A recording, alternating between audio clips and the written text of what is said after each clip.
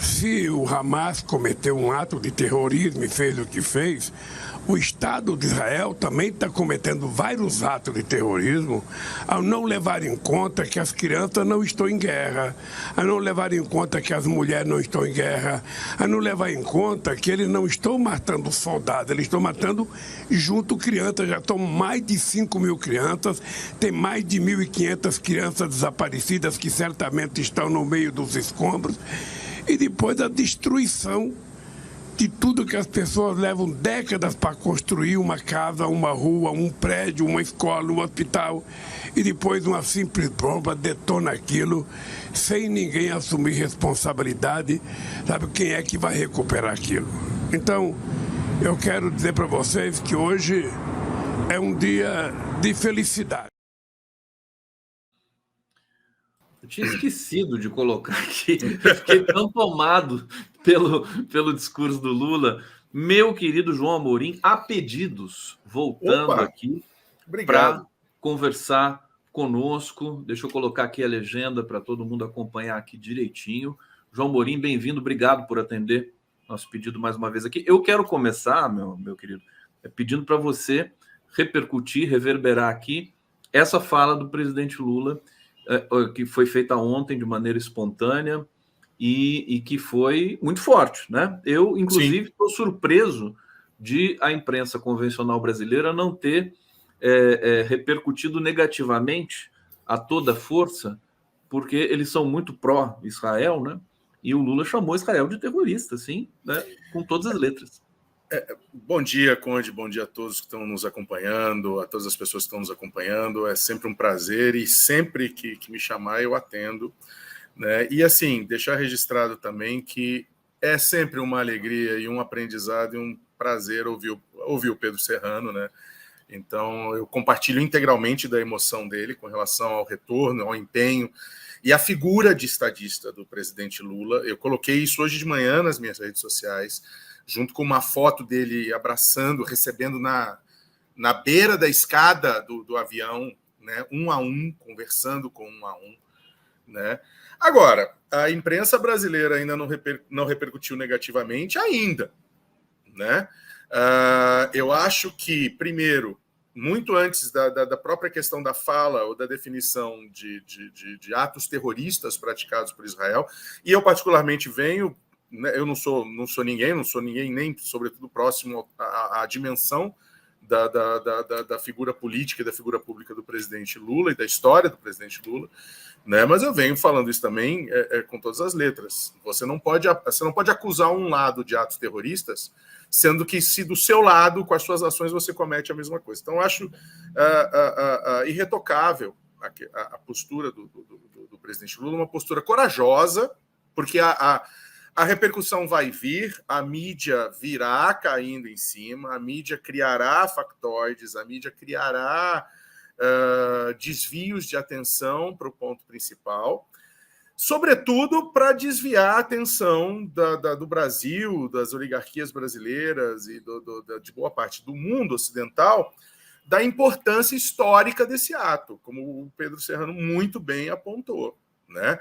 Nenhum outro país. Você tem denúncias de países como Estados Unidos e Grã-Bretanha, no início do conflito, cobrando valores para retirar os seus nacionais de Gaza, para retirar os seus nacionais de Israel antes da coisa se agravar, da escalada da violência. Então, assim, a FAB, salvo engano, esse foi o 11º, 12º voo da FAB de resgate de brasileiros, numa região conflagrada, né, com uma negociação política com interlocutores que não são fáceis. Você não negocia tranquilamente com o Estado de Israel, você não negocia tranquilamente com uma situação de conflito. Né? E isso, todos os meus aplausos e admirações, primeiro, à pessoa do presidente Lula, segundo, ao estadista Luiz Inácio Lula da Silva, ao Itamaraty, agora de volta ao merecido protagonismo que o Brasil tem depois do período tenebroso, né, de figuras fantasmagóricas e patéticas até à frente da diplomacia brasileira, né, a FAB, enfim. Eu acho que nós vivemos ontem, ou essa madrugada, um momento histórico. E veja, como ele fala da preocupação com as crianças, realmente as crianças não são combatentes, os hospitais não são quartéis de terroristas, né? Enfim, é como se, por exemplo, quem defende esse tipo de argumento, eu costumo dizer o seguinte, fala, então vamos fazer o seguinte, vamos bombardear o Vivendas da Barra, porque lá só vive miliciano, né? Guardadas as devidas proporções, é a mesma coisa. Então, eu achei fundamental esse ato, eu acho que o nome do presidente Lula não só está escrito na história brasileira pelos milhões de vidas que ele já salvou ao longo dos seus governos, não só essas vidas que ele trouxe, né, de uma região conflagrada, mas o seu combate à fome, as suas políticas sociais, as suas políticas de inclusão social, de renda mínima, de acesso à universidade. Isso tudo gera salvamento de vidas. Ele é um presidente, um homem público realmente preocupado com a vida, não dá para negar isso em nenhum contexto, a não ser os fanáticos ali, extremistas brasileiros que podem dizer o contrário. E como bom político, entende as regras do jogo e joga muitas vezes as próprias regras do jogo, mas com esse objetivo. Não estou aqui dizendo que todos os fins justificam todos os meios, não é isso. Mas às vezes ele é criticado por questões do próprio jogo, ou seja, que não teria como você contornar, né? E algumas posturas dele são criticadas com relação a isso. Agora, os que criticam e os que falam, etc., né, em nenhum momento histórico fizeram o que está sendo feito, ou o que já foi feito, o que vem sendo feito nos governos do presidente Lula. Não, ficou um contraste muito grande. O governo anterior, né, o inominável, não resgatou brasileiros na Ucrânia, foi feito esse pedido, não resgatou brasileiros em Wuhan, na China. Os brasileiros na China estavam desesperados. Não vamos longe. O governo não se mobilizou para levar oxigênio para Manaus. Claro. Sabe? Não precisamos ir dos exemplos concretos semelhantes. Né? O governo não se mobilizou para levar oxigênio para Manaus. João Amorim, é por isso que eu acho que esse evento de ontem, essa repatriação, tem um sentido a mais do que aquele que está na superfície. Agora, deixa eu apresentar para quem não conhece o João Amorim, faço questão de dizer aqui. João Amorim é livre docente em Direito Internacional pelo Instituto de Relações Internacionais da Universidade de São Paulo, a USP, pós-doutor em Direito Internacional e Relações Internacionais no Instituto de Relações Internacionais da USP, doutor em Direito Internacional pela Faculdade de Direito da Universidade de São Paulo, mestre em Direito Internacional pela Faculdade de Direito da USP, e muitas coisas mais. Inclusive, você tem muitas ligações, você lida com refugiados no Brasil. Eu vou pedir para você falar um pouco sobre isso daqui a pouco. Muitas atribuições, você é um cara que tem várias, né? A Acnur, né? Você acha que instalou a presença da Acnur na comunidade acadêmica aqui em São Paulo? É isso? Não. Eu levei o convênio do Acnur, do Alto Comissariado das Nações Unidas para Refugiados, para a Universidade Federal de São Paulo, que é a minha universidade. A Universidade onde eu leciono, a Unifesp.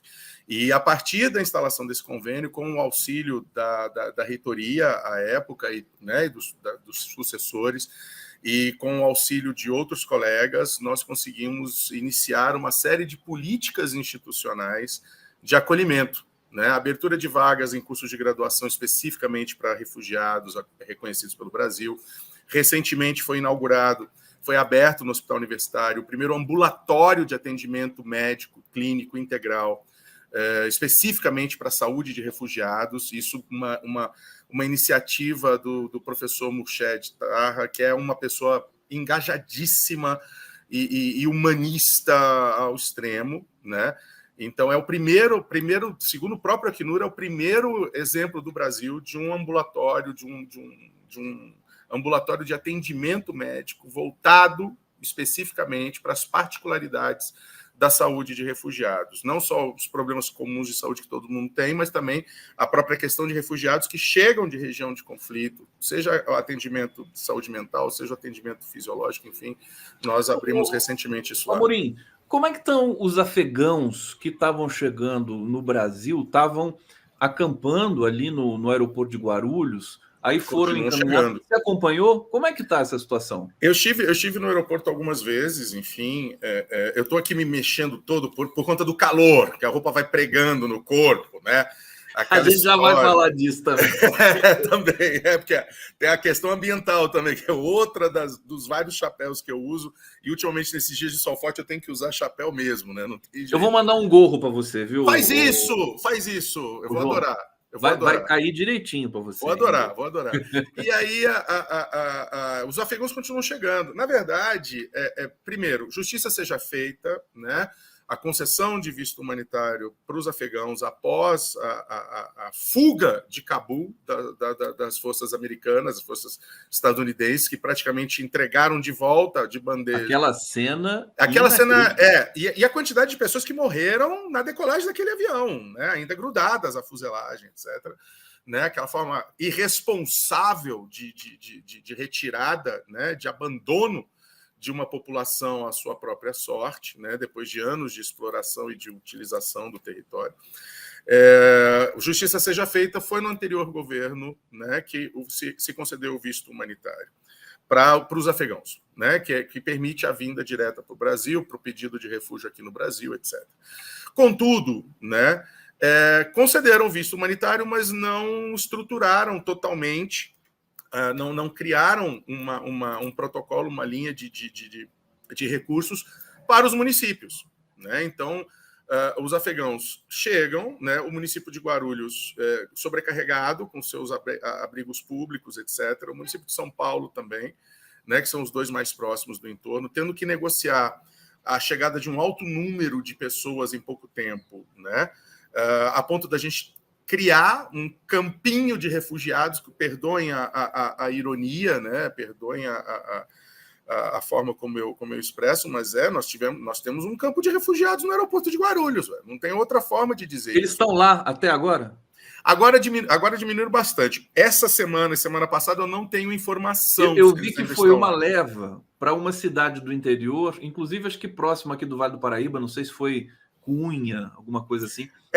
Teve muita gente, né? Teve alguns que foram para Praia Grande, e veja, esse fluxo vai continuar, porque segundo a última vez que eu verifiquei, já tinham sido expedidos mais de 5.000 vistos humanitários para afegãos em embaixadas brasileiras ali do entorno, ou seja, chegaram uma média aí de 800, mil e poucas pessoas, né? Nós temos ainda muita gente para chegar. Então, veja, agora que as coisas começam a se estruturar e começam a chegar recursos do governo federal e do governo estadual para essas prefeituras, especificamente destinados ao atendimento dessas populações. É por isso que o governo anterior foi um choque de identidade para esse país, porque o Brasil, assim, com todos os seus problemas, na minha visão, é o país que melhor acolhe no mundo. Basta ver a quantidade de imigrações consolidadas, inclusive libaneses aqui no Brasil. Sim, parece que tem sírios, libaneses. Milhões de descendentes libaneses. Sim, e veja, mais ainda, Conde,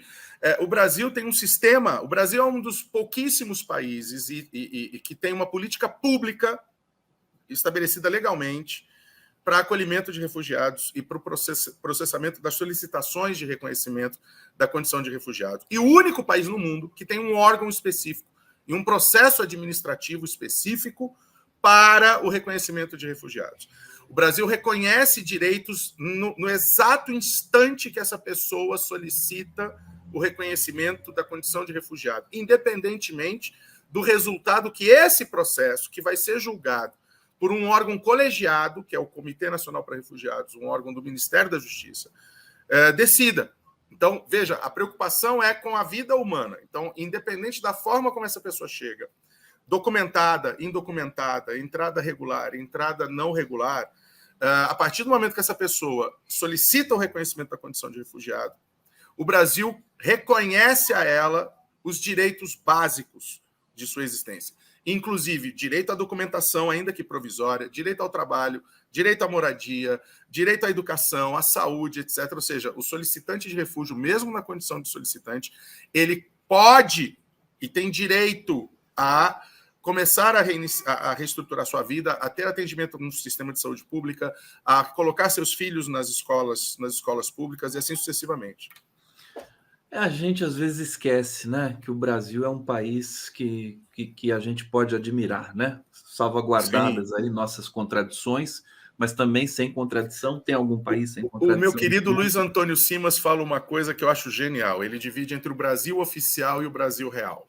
O Brasil oficial é aquele, né, de todos os pecados venais e capitais que a gente vê saindo de Brasília, da classe política e das oligarquias, né? É aquele país que adora sentar nos salões parisienses, etc. E o Brasil real...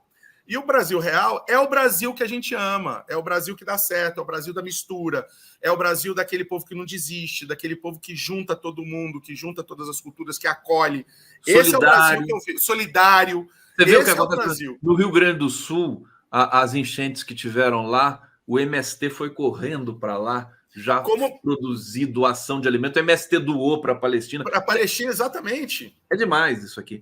E não é todo país que tem essa característica. Então, o pessoal do Rio Grande do Sul chegou um momento que o prefeito lá de Maceió falou: não mandem mais coisa que nós não temos mais. Não tem onde guardar. Deixa eu ir para o bate-papo, meu querido João. Claro. João Amorim sempre, olha, você, cara, o Arbex tinha me falado, né? Você vai chamar ele uma vez, você nunca mais vai parar de chamar. Obrigado. O Arbex é teu fã e eu também. E eu dele, imagina. E a Leila Torres está dizendo aqui: abraços fraternos para o genocídio em Gaza, Netanyahu na forca. Está aqui, Leila Torres, democraticamente. Obrigado pela colaboração aqui. Rogério de Andrade Córdova: acordei de madrugada para ver a recepção dos palestinos pelo governo Lula. Orgulho. E Aulenita Oliveira de Azevedo: ô Conde, faz um recorte dessa fala do Pedro Serrano para eu poder compartilhar. Será feito, querida. A TVT sempre faz os cortes e disponibiliza no canal, tá bom?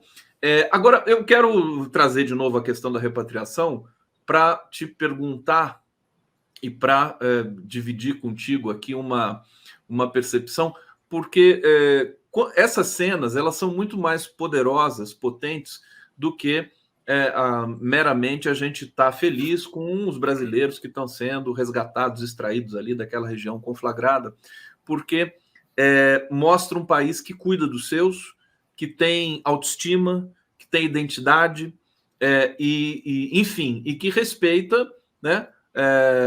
Que tem humildade, né? O Brasil precisou ser humilde para repatriar esses, né? Se fosse um governo errático, não ia conseguir fazer isso, teve que ter muito tato e tudo mais. Qual é a dimensão dessa imagem para você, Amorim? Olha, Conde, eu acho que a dimensão real dessa imagem é uma mensagem para o planeta do que realmente importa. Um tapa na cara para os governos das grandes potências, né, que ficam muito mais interessados com os interesses, né, das suas relações promíscuas com as grandes corporações, com o grande capital, enfim.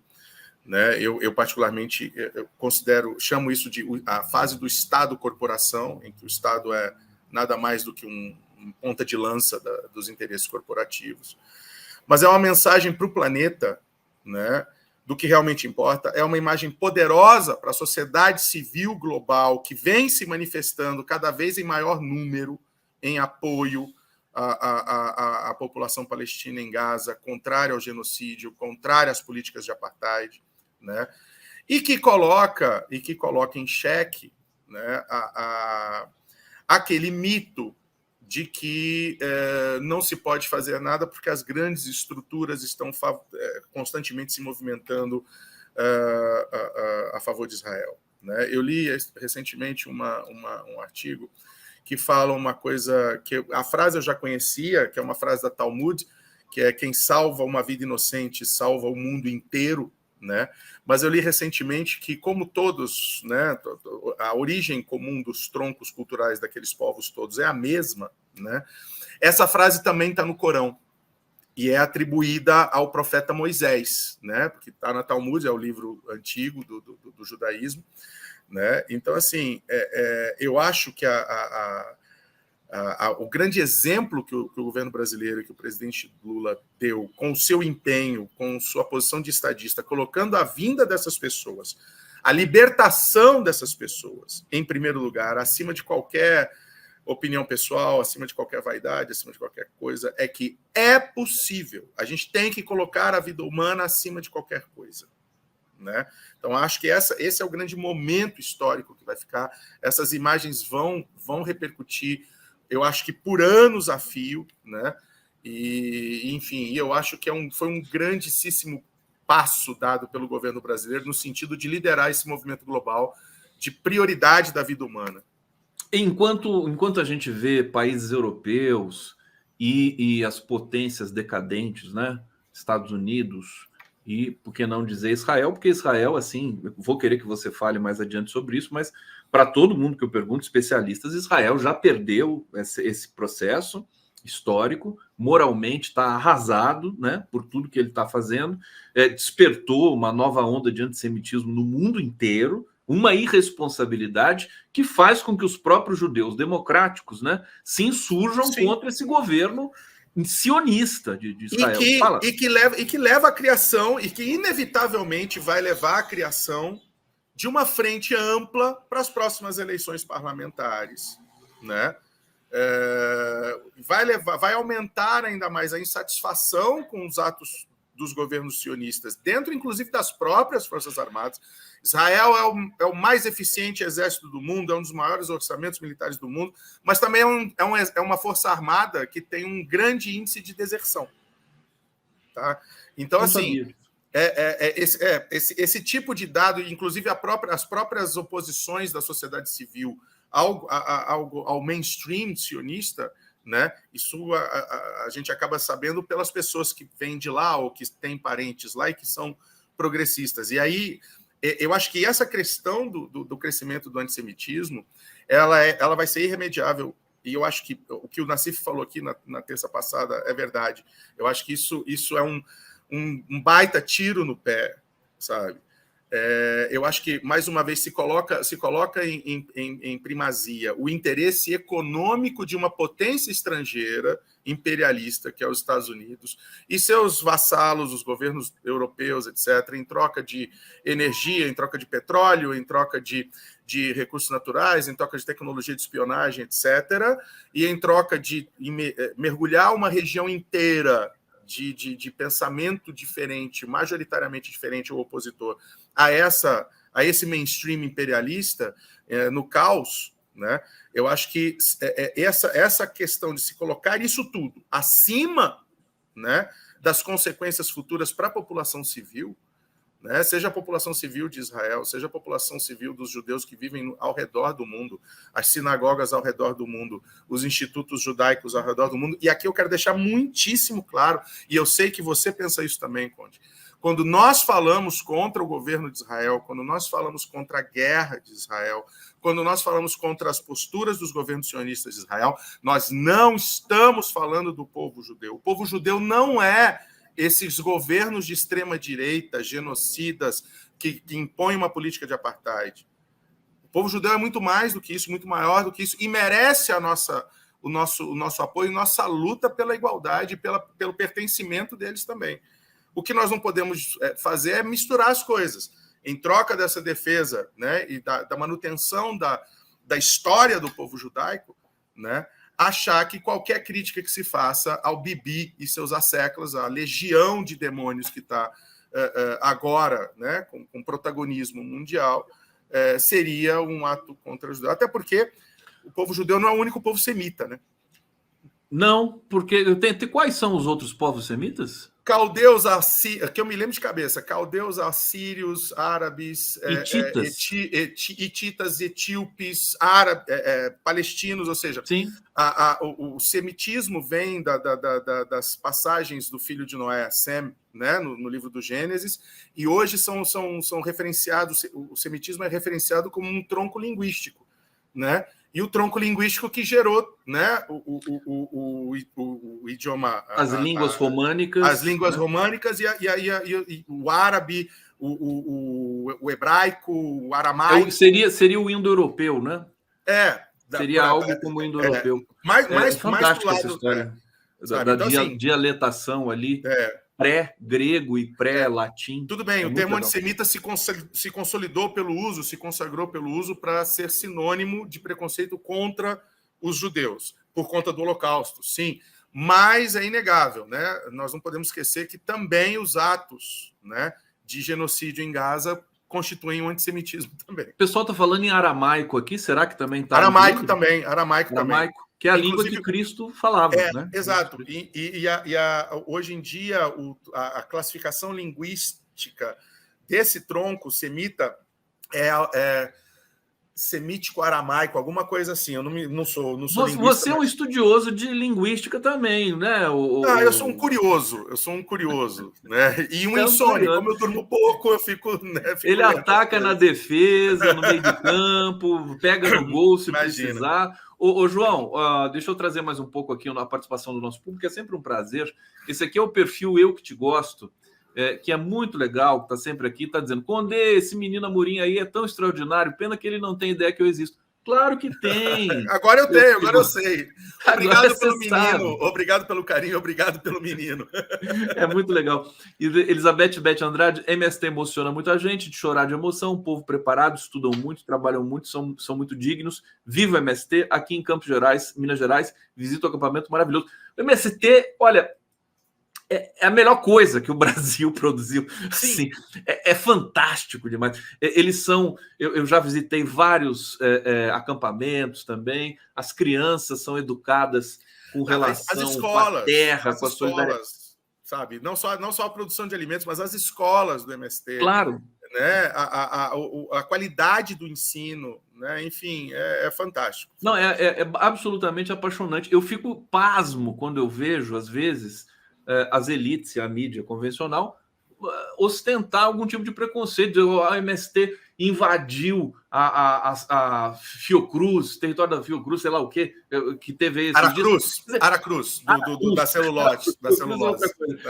E assim, é uma ocupação absolutamente pacífica que tem a ver com processos não entregues do passado, sabe? Eles não levantam nada disso, vão no preconceito. Infelizmente, a nossa mídia tem muito mesmo quando a gente pega, por exemplo, invasões a plantações de eucalipto, por exemplo, como foi essa da Aracruz, ou eventualmente a destruição de um laboratório de transgenia para produzir eucaliptos mais resistentes, mais tolerantes a agrotóxicos, a gente tem que levar em consideração também a defesa da qualidade da agricultura ecológica, da agroecologia. São defensores do meio ambiente. Do meio ambiente, porque o eucalipto, por mais que a gente goste do papel e use papel para tudo, né? O eucalipto é uma árvore que seca a terra, né? Seca a terra, acaba com a biodiversidade da terra, baixa lençol freático, ou seja, tanto é que, né, nos países nórdicos, por exemplo, onde é a sede das principais empresas de celulose, as leis foram alteradas para colocar o prazo mínimo de corte, elevar o prazo mínimo de corte das coníferas, né, que é uma espécie de eucalipto, em maior tempo, né? E, ao mesmo tempo, a legislação brasileira foi alterada justamente para diminuir esse tempo de corte, ou seja, nós temos um uso do eucalipto em muitas regiões do Brasil de forma até predatória com relação à biodiversidade. Uma vez eu vi uma estatística assim que um eucalipto consome, não sei se é 1 metro cúbico de água por dia, é uma enormidade, assim, parece a quantidade, dá para abastecer uma comunidade, a água que o eucalipto consome. E o eucalipto tem uma outra questão, né? Como ele cresce muito rápido, ele é perfeito para fazer greenwashing de prefeituras, né? Porque ele cresce em menos de 4 anos. Então, ele cobre uma área desmatada em menos de 4 anos. Então, a gente tem visto também a substituição de florestas por eucaliptos, o que seca a terra, e aí vem a estação seca, e aí queima mais fácil, mais rápido, etc. E aí vem esse calor que ninguém está acreditando. Exato. Calma que a gente já vai falar disso. O Carlos Augusto de Bonis Cruz está dizendo: quero parabenizar o maravilhoso programa do Conde. Sua diferença é a qualidade. Muito obrigado. Todo dia aprendo e agradeço. Parabéns, vocês são incríveis. Muito obrigado. Fico lisonjeado e agradeço realmente aqui as palavras, querido Carlos Augusto. A Vânia está dizendo: acho que nenhum líder que apoiou as ações de Israel tem foto para mostrar desses dias ao lado de algum palestino. Em vez disso, tentam censurar as manifestações de seus cidadãos pró-Palestina livre. A censura está muito forte mesmo na internet, em todos os lugares, Twitter, né? As cenas que, por exemplo, denunciam as atrocidades de Israel, elas desaparecem, simplesmente. O que eu já fui notificado pelo Instagram: olha, sua conta vai ser suspensa, sua conta vai ser suspensa.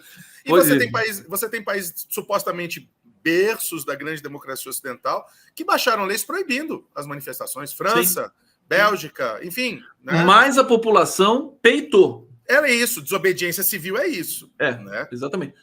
E assim, agora, paradoxalmente, as redes sociais estão sendo muito importantes para revelar a verdade disso tudo. Porque por mais que eles tentem censurar, é impossível controlar. Impossível. Nós estamos aqui falando no YouTube, no Facebook, estamos aqui. Enfim, a pessoa, para tentar, né, censurar isso aqui, vai ter um trabalho muito grande, e eles só têm robôs, e é por isso que eu sigo assim um pouco essa máxima. Eu acho que nós, os sujeitos desse nosso tempo, tem todas as condições de contornar esse controle excessivo e assustador das big techs. Nós somos criativos, e o brasileiro é mais ainda. Mais ainda. Sabe usar. Ô, João Amorim, vamos falar desse calor, porque ele está ligado com esse tema, a gente já linka com tudo, quer dizer, eucalipto, desmatamento. Eu vi uma matéria hoje, e você também, uma das suas praias é o meio ambiente. Você pode, inclusive, explicar aqui para o público qual que é a sua atuação nessa área, porque eu vi uma matéria que diz o seguinte: essa onda de calor, o Brasil agora tem, em vez de 7 dias por ano de extremo calor, está indo para casa dos 52, algo assim. E o que acontece? Nesse momento, o Brasil está no seu pico de consumo de energia da história. Nunca se consumiu tanta energia em função desse extremo calor. Isso desregula tudo, quer dizer, as pessoas têm problemas de saúde, né, com excesso de calor. Vocês podem reclamar, você está reclamando de um calorzinho? Não, mas tem impactos. Ontem, conversando aqui, nós falamos dos presídios brasileiros. Imagina os presídios que já são desumanos em qualquer tipo de tempo, com esse calor excessivo, o que deve estar acontecendo ali. Então, eu queria que você falasse para a gente por que isso está acontecendo, quais são, né, as causas, e como é que isso deve ser tratado agora pela sociedade brasileira e global. Vamos lá. Na verdade, primeiro, por que isso tudo está acontecendo? Né? Nós temos a combinação de dois grandes fatores gerando essas instabilidades. Primeiro, o aquecimento inegável da temperatura média do planeta e da temperatura média da superfície dos oceanos. Tá? Nós estamos como o Guterres disse recentemente, nós estamos num planeta em ebulição, literalmente. As pessoas não acompanham esse noticiário, só acompanham o noticiário quando a coisa esquenta na porta da casa delas, ou quando a chuva, né, alaga a porta da casa delas. Mas a gente tem já há muitos meses, né, situações extremamente preocupantes. Em julho, né, a temperatura do oceano, a temperatura do mar na Flórida, nos Estados Unidos, alcançou 29 graus. Na praia, né? Ou seja, é um banho de banheira. Tá? Então, nós temos o aumento médio da temperatura do planeta por conta do agravamento da concentração dos gases do efeito estufa, o que gera o aquecimento global. A meta do Acordo de Paris, para vocês terem uma ideia, para 2030 era estabilizar, chegar a 2030 com 1,5 grau, ou menos de 1,5 grau de aumento de temperatura relativo aos padrões pré-industriais, para tentar se estabilizar nesse patamar, né, para chegar em 2050 e garantir que ficaria abaixo de 2 graus. Por quê? Porque os modelos matemáticos, os modelos computacionais de previsão de tempo, de previsão de cenários, a inteligência artificial não tem dados nenhum, nem tem como conseguir dados para conseguir formatar, para conseguir criar o cenário para aumento médio de temperatura global acima de 2 graus. Tá? E hoje, agora, setembro, a temperatura média mundial estava 1,5 grau acima já. Agora, né? Para a gente chegar a 2030, né, cumprindo o Acordo de Paris, todas as emissões do planeta têm que ser encerradas anteontem, ou seja, hoje, né? O que não vai acontecer também. E aí, junto com isso, junto com o aquecimento médio do planeta, você tem aqui no Pacífico Sul o El Niño, que vai ficar ativo por pelo menos mais 3 anos. Tá? Então, já desde o início do ano, os meteorologistas vêm alertando que é ano de El Niño, então vai aumentar a temperatura, vai aumentar a seca, vai aumentar o calor, tá? E potencializado por esse aquecimento médio global. E aí a gente fala, poxa, mas eu faço tudo direitinho, eu estou aqui cumprindo. Pois é, mas a questão é que a capa de gases que envolve o planeta vamos dizer assim, é o software. Ou seja, você mexeu num ponto, ele vai reagir em outros pontos. É tudo interligado. Tá? E uma coisa que ninguém fala desde 1992, desde a criação da Convenção Quadro das Nações Unidas sobre as mudanças climáticas, que vai realizar a COP28 agora, a partir de 30 de novembro, em Dubai. Eu sou observador da sociedade civil, observador oficial, um dos observadores oficiais da sociedade civil na COP28. Né? Uma coisa que ninguém fala mais é do estoque de concentração de dióxido de carbono e de gás do efeito estufa na atmosfera. Para o clima ser estável no planeta, os estudos indicam, os modelos indicam que a concentração tem que girar entre 280 a 320 partes por milhão de dióxido de carbono. Em 92, quando nós criamos no Rio a Convenção Quadro de Mudanças Climáticas, nós estávamos em 350 partes por milhão. Hoje, nós estamos em 430 partes por milhão. Tá? Isso quer dizer o seguinte, isso quer dizer que nós temos um estoque de dióxido de carbono na atmosfera que, mesmo que a gente encerre, mesmo que a gente consiga utopicamente acabar com todas as emissões, hoje, os efeitos das mudanças climáticas, o aquecimento do planeta vai continuar por pelo menos mais uma década. E ninguém mais fala, ou pelo menos ninguém dos líderes globais, ninguém envolvido na condução das políticas climáticas globais, fala na criação de sumidouros, fala no sequestro desse excesso de gás carbônico. Não é só reduzir o ritmo das emissões ou reduzir as emissões, nós temos que limpar a atmosfera. A atmosfera é um patrimônio comum, o clima estável é um patrimônio comum. Não são só, para quem está nos assistindo imaginar, não é só o pessoal que está na superlotação dos presídios, das masmorras, que se chamam de presídios e cadeias no Brasil, já reconhecido inclusive pelo Supremo Tribunal Federal, o estado inconstitucional de coisas do sistema carcerário brasileiro. Pensa nas escolas públicas, pensa nas crianças assistindo aula. Né? Não basta falar da aplicação do Enem, alunos tendo de fazer provas em salas sem ventilador. Exato, com tudo fechado. Não nos esqueçamos das normas da Organização Internacional do Trabalho, que estão todas promulgadas no Brasil, são todas válidas no Brasil, e as normas regulamentadoras do Ministério do Trabalho sobre conforto climático nas regiões de trabalho. Há uma temperatura padrão por norma jurídica, por obrigatória, para garantir o conforto laboral, o conforto corporal nas áreas de trabalho, nas áreas de educação, e isso é completamente esquecido, sobretudo nas áreas mais pobres.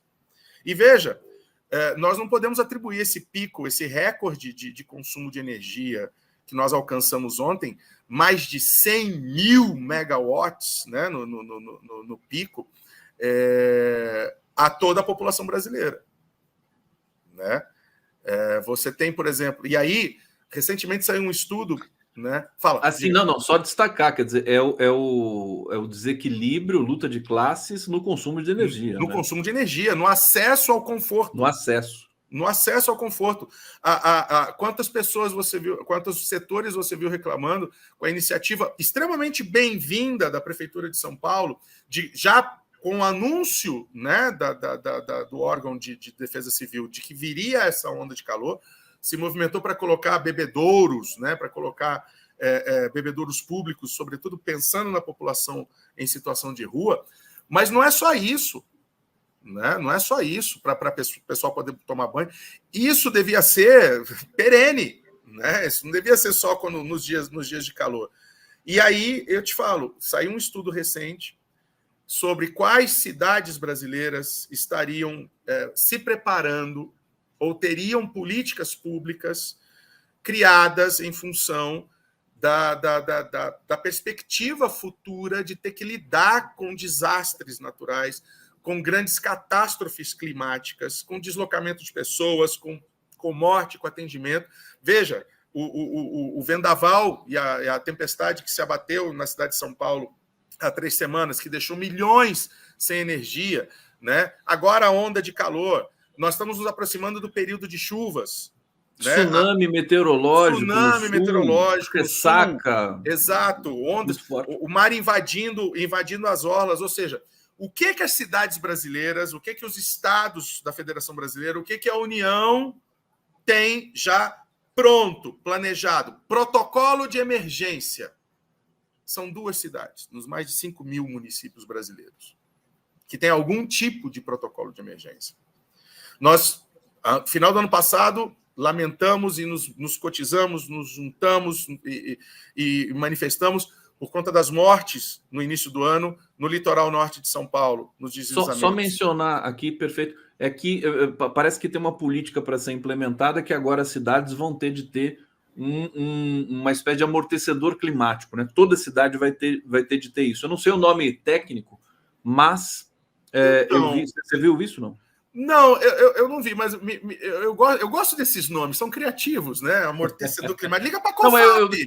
É licença poética minha. Não, tá, tudo bem. Mas eu digo assim, veja, aí é que tá.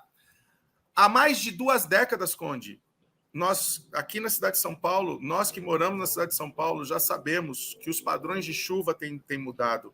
Nós sabemos, há pelo menos 15 anos, o período de enchentes no início do ano, no verão, com as chuvas de verão, né? Nós sabemos da falta d'água, da baixa dos reservatórios que abastecem o sistema de abastecimento de água da região metropolitana.